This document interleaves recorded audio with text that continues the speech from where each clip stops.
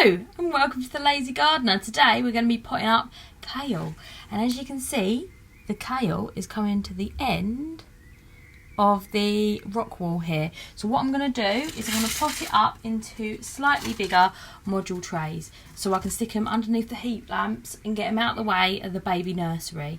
Although these are very small still, as soon as I pot them up they go through a massive boom because there's no nutrients in the rock wall, whereas there'll be lots in the soil because I've got slow release fertilizer in there. So what I'm going to do is, once again, I've got out all the lumps, and this is just a bit of slow release fertilizer and soil obviously, and some perlite.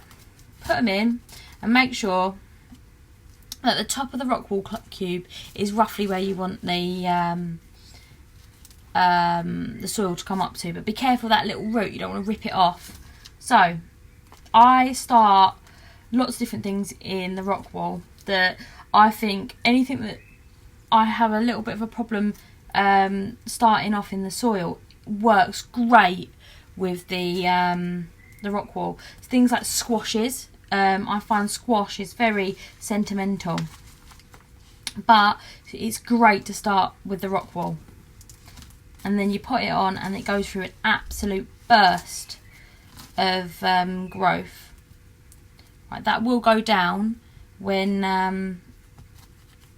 the water hits it. So, here we go. And that is, I've planted that about a week ago, and it is the candy floss kale. And that is going to be absolutely stunning. I know it's not very much to look at now, but I'll show you what kale. Yeah. So these were at the same stage about a week ago. And look how much the growth has come on, and that is just because I've popped it into a pot with a bit of fertiliser to give it a bit of a push. These have got my trusty kelp, and kelp's really great for seedlings, but this will work fine too.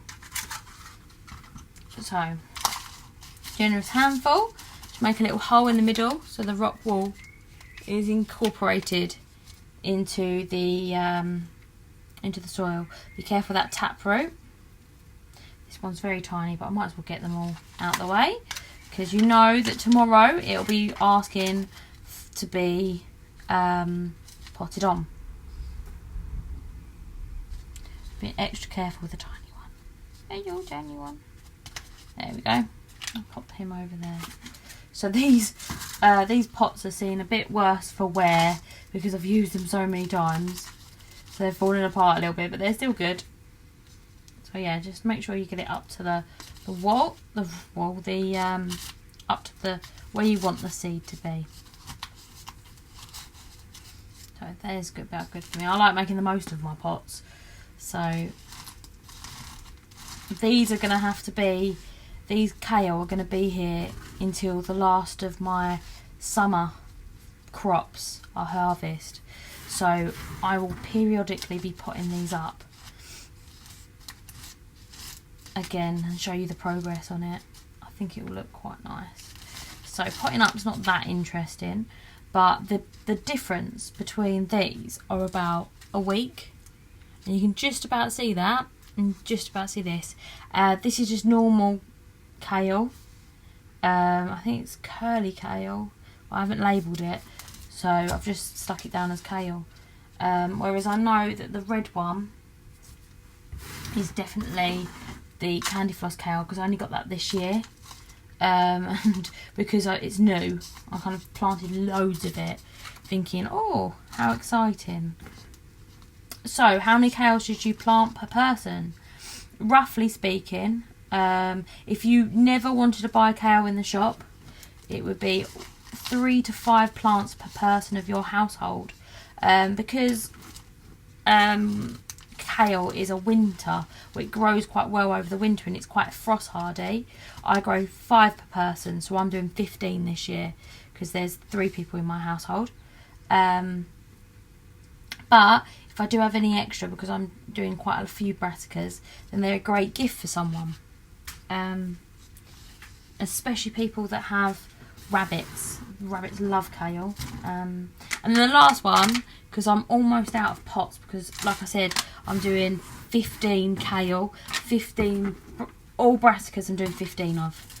Apart from, well, all major brassicas I'm doing 15 of. Okay, so, and that ends up being a lot of pots. So, luckily I've just potted out all my sweet corn, so they're happily in a bed. So I've got quite a lot of big pots, and I'm drowning in big pots, and I've not enough small pots. But these will be going up soon, so they'll be fine. So there. And they're going to go through an absolute burst of growth, and they'll probably catch up with the other kale. Tip. You don't want to plant all your plants at once. You do want a bit of succession. I like to have quite a few at the same time, but you want to have a little bit of succession because it's nice to have some things fresh. Vegetables are always better fresh, but they also store kale. I will dehydrate or have frozen, and that'll be lovely too. I really like kale chips, so whoops a daisy, I tried to pick that up 3 or 4 times. So give them a little bit of a healthy glug, and then obviously label them. Label. Now I won't bother dating these because I've got a garden diary which I jot down the notes in. I'm going to give you a little water anyway.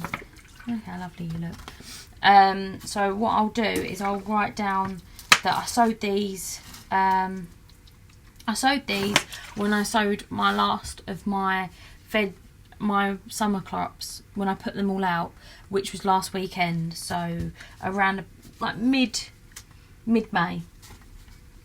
Because basically I didn't sow these because I didn't have enough room to sow them. So I sowed them when they came out, when all my other crops came out. So I had enough room under the lamps, because I was absolutely stuck with these massive 2-foot corn plants. So, because I like to plant a little bit early so I get the most of the season. But I mean, it was ridiculous. It was like a forest in here. So what I'll do is I'm going to take my trusty marker. And how many have I got? I've got 6. So these are the 6 that I planted the other day. So I was writing kale and pop it in. So, because all brassicas, to be honest, look very alike until they get a little older. And I'll go through them and pick out the strongest ones and maybe get rid of the weaker ones as time goes on. That already says kale.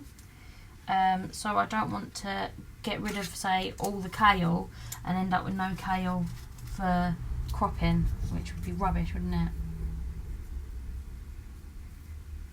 There we go.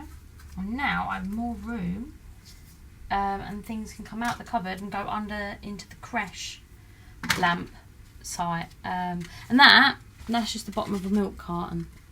So I put the rock wool in there because rock wool takes a lot of water, and you pour it in the bottom and it comes up. So these will go through an absolute boost. It's only really the rock wool I only have for germination.